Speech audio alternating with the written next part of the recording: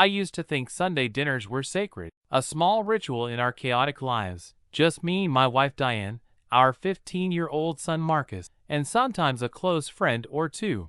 That night, the table was full, steaming roast in the center, cornbread just the way Diane liked it, and laughter floating in the air like we were living in a postcard.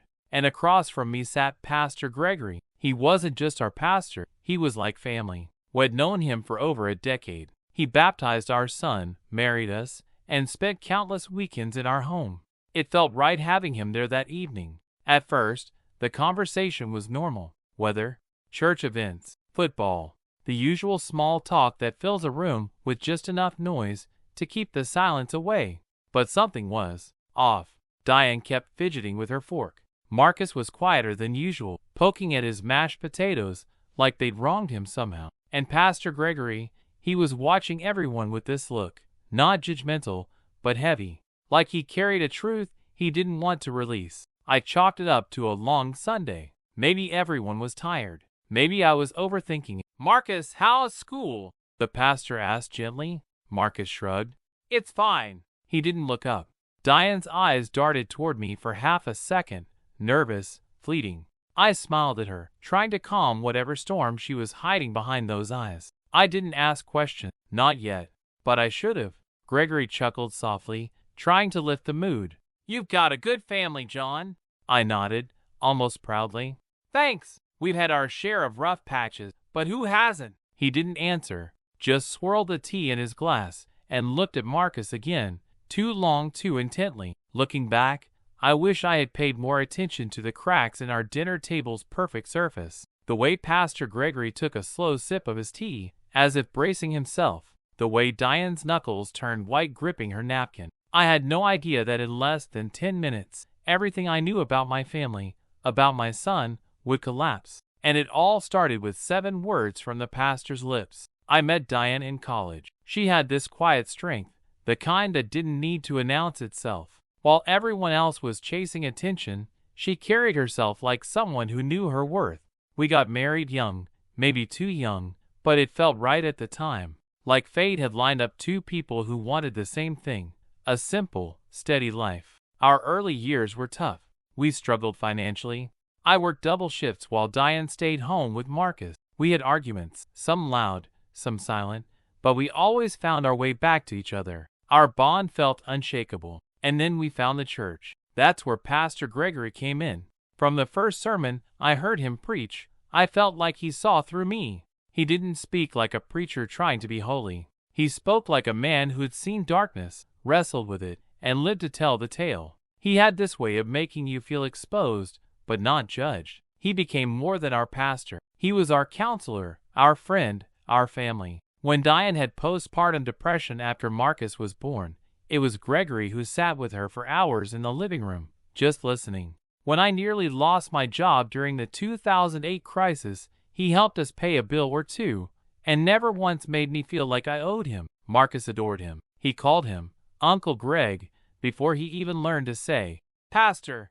Every Christmas, Gregory brought him books and puzzles and stories about courage. He said Marcus had a deep spirit, that he was sensitive in a way the world doesn't always understand. Back then, I used to beam with pride when people said Marcus looked like me. Same eyes, same walk, same laugh. Diane used to say, "You two even furrow your brows the same way when you're thinking." But that Sunday dinner, the way Gregory kept looking at my son, it didn't feel like admiration. It felt loaded.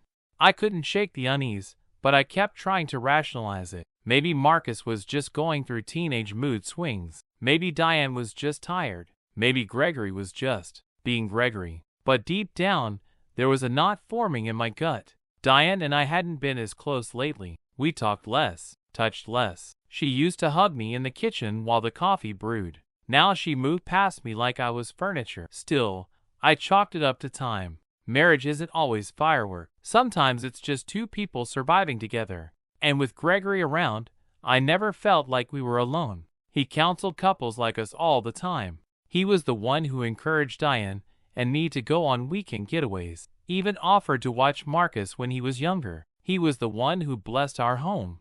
I trusted him completely. We weren't just a church family, we were intertwined. He'd been at every major moment of our lives. Birthdays, funerals, holidays. Gregory once sat next to me all night in the hospital waiting room when Marcus broke his leg. He didn't even call to check in. He just showed up. That was the kind of man he was. So when he looked across the table that night, when his eyes landed on Marcus and then flicked toward Diane, something shifted in the air. Not just for me, but for everyone. It was like the room got colder, like some silent signal had been sent, and I missed it. I thought back to how involved he'd always been. The long talks with Diane while I was out of town. The way he always insisted Marcus had greatness in it. At the time, it felt inspiring. Now it felt suspicious. I didn't want to go there.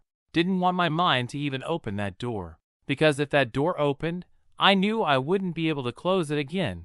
And yet, it was right there, creaking, waiting.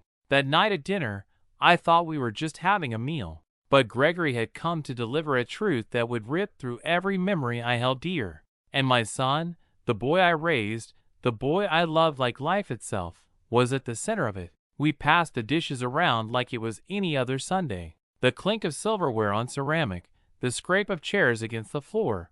Normal sounds, familiar, safe. But the words coming out of Gregory's mouth, they didn't match the comfort of the moment. "Do you ever feel like your blessings are built on lies?" he asked, slicing his roast with the slow precision of someone too calm. Diane froze mid-bite. Marcus kept his eyes on his plate. I blinked. "What's that supposed to mean?" Gregory chuckled lightly. "Just a thought. Sometimes we build these perfect pictures of life, family, marriage, faith, and we don't ask what's behind the frame." I tried to keep my voice even. "Well, that's kind of what faith is, isn't it? Believing without seeing everything?" He nodded slowly. "True. But even faith demands truth." Something in his tone made my stomach flip. This wasn't one of his usual sermons. He wasn't speaking in metaphors anymore. He was aiming at something. I looked at Diane. Her eyes were locked on her glass of water, like it held all the answers she didn't want to say out loud. "I've seen families fall apart," Gregory continued, stabbing a carrot on his plate. "Not because of evil, but because they were afraid to be honest with each other." I set my fork down. "Is there something you're trying to say?" He looked straight at me, then slowly to Diane, then finally, and this time, unmistakably, to Marcus. "I just think we all deserve to know the truth, even if it hurts." Silence. Marcus shifted in his seat. Diane bit her lip. I tried to laugh it off. "Gregory, I don't know what game you're playing, but this isn't the night for cryptic lecture." "No games, John," he said calmly. "Just truth." The air in the room thickened. My appetite vanished. I watched as Gregory leaned back in his chair, arms crossed, his eyes moving slowly between us like a detective about to make an accusation. "Marcus," he said gently, "you've always asked deep questions. About God, about identity, about where we come from." "Yeah," Marcus replied, his voice tight. "You deserve real answers." That was when Diane stood up, her napkin falling to the floor. "Stop," she said sharply. Gregory didn't flinch. "If not now, then when?" "I said stop," she snapped, her voice trembling. I stood too. My heart was pounding in my chest. "What's going on here?" Gregory looked at me. "You already know, don't you?" I didn't. Not really. But the way Diane was looking at me, terrified, broken, like a dam ready to burst, something inside me cracked. "What the hell is this about?" I demanded. Gregory's voice dropped lower. "You've loved your son like he was your own. And in every way that matters, he is. But biologically," he paused, "you deserve the truth." Marcus's fork clattered to his plate. Diane sat back down, hands shaking. Tears pooled in her eyes, but didn't fall. I stared at all of them. At Gregory, with his calm, surgical delivery. At Diane, unraveling before my eyes. At Marcus, frozen in a moment he didn't understand. And then Gregory said the words that would shatter me. But even before he spoke, something inside me cracked wide open. My mind began racing through every year of Marcus's life. His first steps, his first words, the night he called me Dad through sobs after a nightmare. I raised that boy. I bled for him. And yet here I was, seconds away from hearing something that could rewrite everything. I wanted to stop time, freeze this moment before it spiraled into something I couldn't undo, before the words left Gregory's mouth and changed the trajectory of all our lives. But there's no pause button when truth walks through the door. And in that moment, truth was sitting at my dinner table, sharpening its edge. Gregory looked straight at me. His voice was soft, but every word cut deeper than the last. "John," he said, "your wife is pregnant, but not by you." The room didn't just fall silent, it collapsed. My ears rang, like a bomb had gone off, but I was the only one who heard it. I turned to Diane. Her face was pale, lips parted, trembling. She didn't say a word. I laughed, not because it was funny. It was the kind of laugh that happens when your brain short-circuits. "What the hell are you talking about?" Gregory kept his eyes on me. "It's not a rumor. It's not gossip. It's the truth." Diane still hadn't spoken. Not a denial, not a gasp, just frozen. "Tell him," Gregory said, not looking at her. "He deserves to hear it from you." "Diane?" My voice cracked. "Please, tell me he's wrong." Her eyes met mine, just for a second, and that second destroyed me. "I didn't mean for it to happen," she whispered. My stomach turned. I pushed back from the table so fast my chair screeched across the floor. "No, no, no. You don't get to say that. You don't get to sit there and, I didn't plan it," she cried. "It was never supposed to go that far." "How far?" I snapped. "Tell me how far it went, Diane. Tell me whose baby you're carrying." The words that followed will echo in my mind until the day I die. "It's Gregory's." I don't know if I screamed. I don't remember if I hit something or just stood there shaking. I only remember Marcus, his face, the way he looked at his mother like she was a stranger. "You slept with our pastor?" I whispered. "You slept with him under our roof?" "It wasn't like that," she said through sobs. "We were hurting. You and I barely spoke. I didn't know who I was anymore."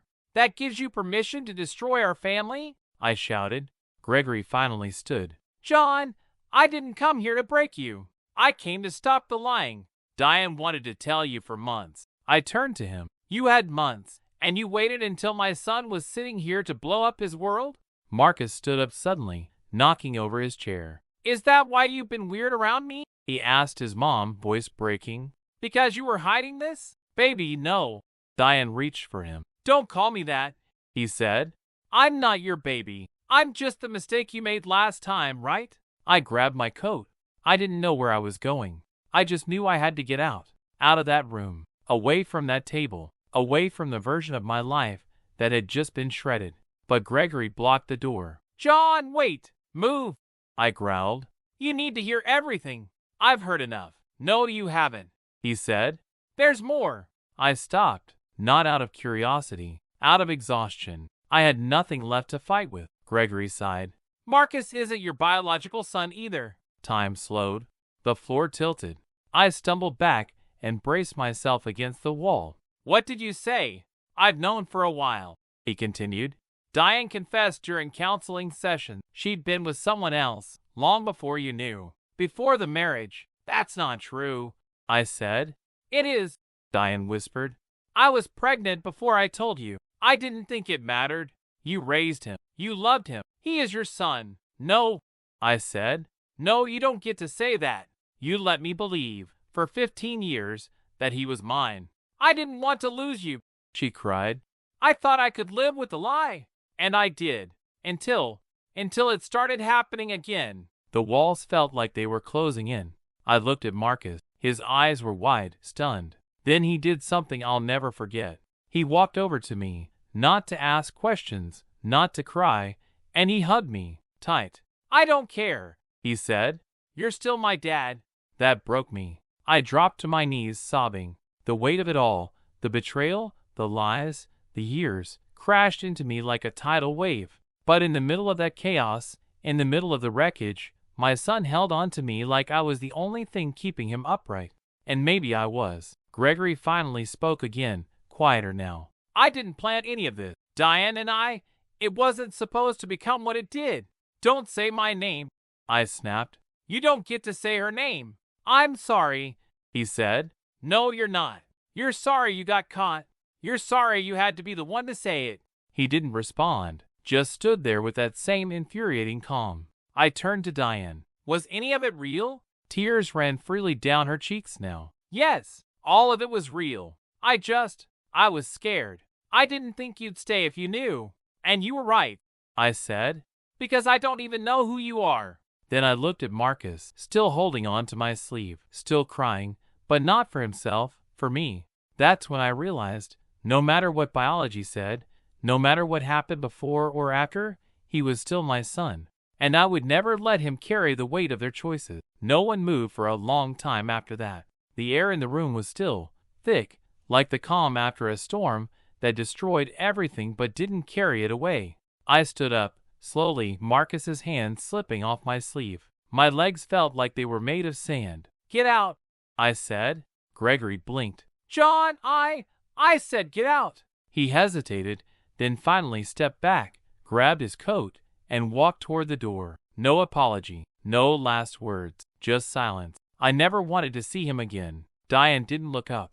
Her face was buried in her hands, shoulders shaking. For once, I had no words left. Not to accuse, not to question, nothing. Marcus sat on the floor, staring at the table like it was some twisted monument to everything we'd lost. The ticking clock in the kitchen filled the silence, each second louder than the last. When Diane finally spoke, her voice was barely audible. I didn't want to ruin you. I wanted to scream, to ask her how she thought this wasn't ruin. But I didn't. I just stood there empty. You already did, I said. Her shoulders slumped lower. I should have told you about Marcus, she whispered. I thought loving him the way you did made it okay. But it was selfish. No, I said quietly. Loving him was okay. Lying wasn't. She nodded, her face streaked with tears. I turned to Marcus. Do you want to stay here or come with me? He didn't even hesitate. With you. That answer broke Diane more than anything, but she didn't fight it. She just nodded, her fingers gripping the edge of the table so tightly her knuckles went white. I packed a bag in minutes, just enough for a night away. I didn't know where we were going, but anywhere was better than there. Before we left, Diane stood in the hallway. I don't expect forgiveness, she said, but I want you to know. I always loved you, both of you. I looked at her, really looked, and saw a woman who had buried herself in lies, thinking she could protect the people she loved. You should have loved us better, I said. Then I walked out, Marcus by my side. The night air hit like a slap, cold, sharp, real. We got in the car, and for a few minutes, we just sat there. Neither of us spoke. Marcus looked out the window, his jaw clenched. Finally, he asked, Do you hate me now? I looked at him, stunned. What? I'm not really your son. I reached out and put my hand on his shoulder. You're more my son than any DNA test could ever prove. His chin trembled. But you look so broken. I was, I said.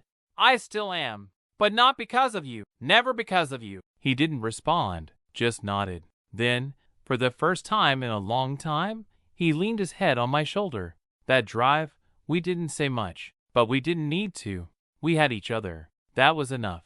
As we drove through the neighborhood, past the quiet houses with glowing windows, I found myself thinking about how many families hold secrets like ours, secrets that simmer beneath the surface, quiet until someone dares to speak.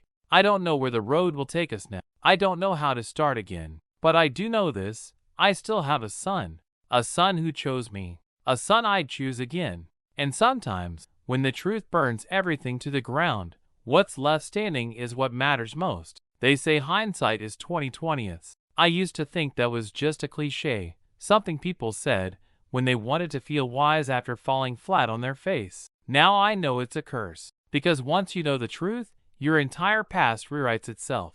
Every memory plays differently. Every moment twists into a question mark.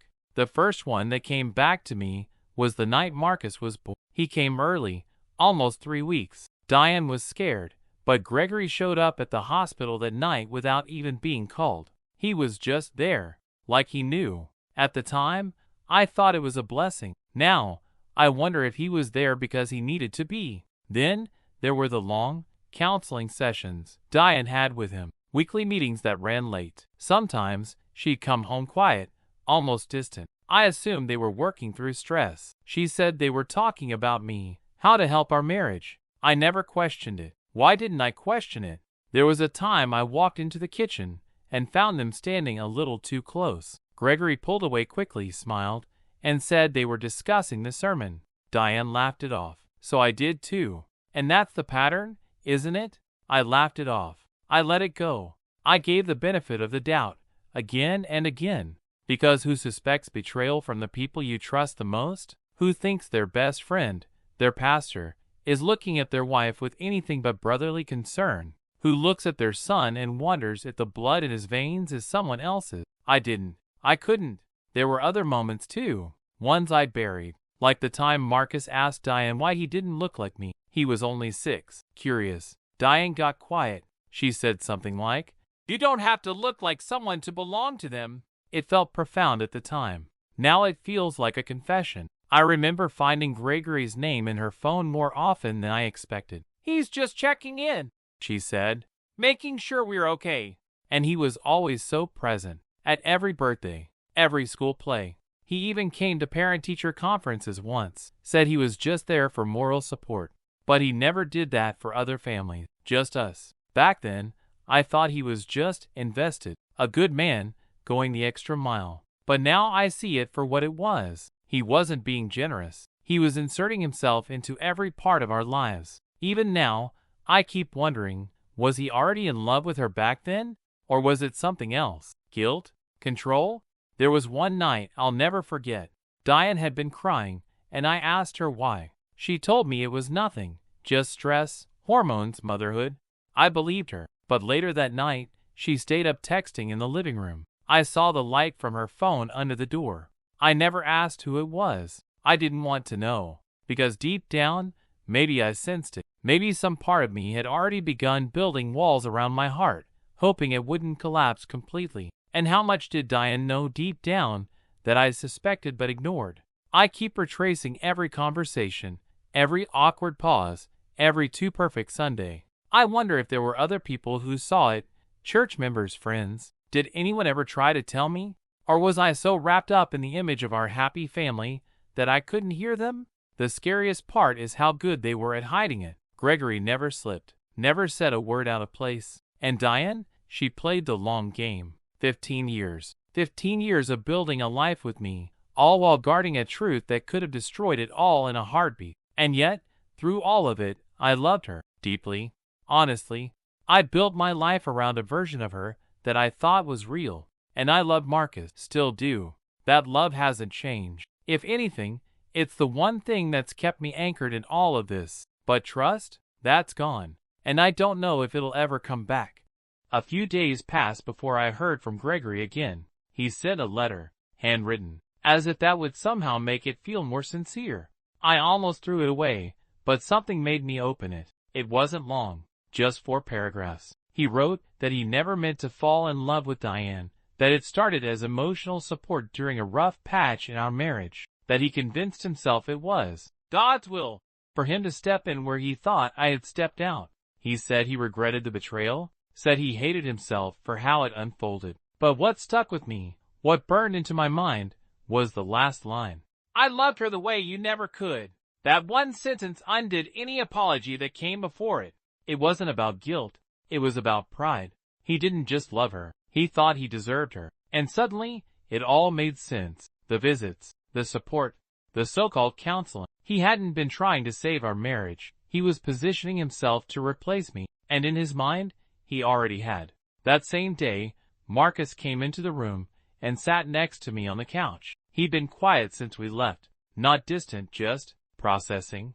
"I've been thinking a lot," he said, "about everything." I nodded, unsure where he was going. "I used to look up to Gregory." "A lot," he admitted. "He made me feel seen, like I mattered. That crushed me more than anything, because I knew exactly what he meant. But now," he said, "now I feel like I was just a part of their lie." I turned to him. "You're not a lie, Marcus. You never were." He looked down. "I don't even know who I am anymore." I put my hand on his shoulder. "You're my son. That's all I need to know." His voice cracked. "Do you really mean that?" "I do," I said.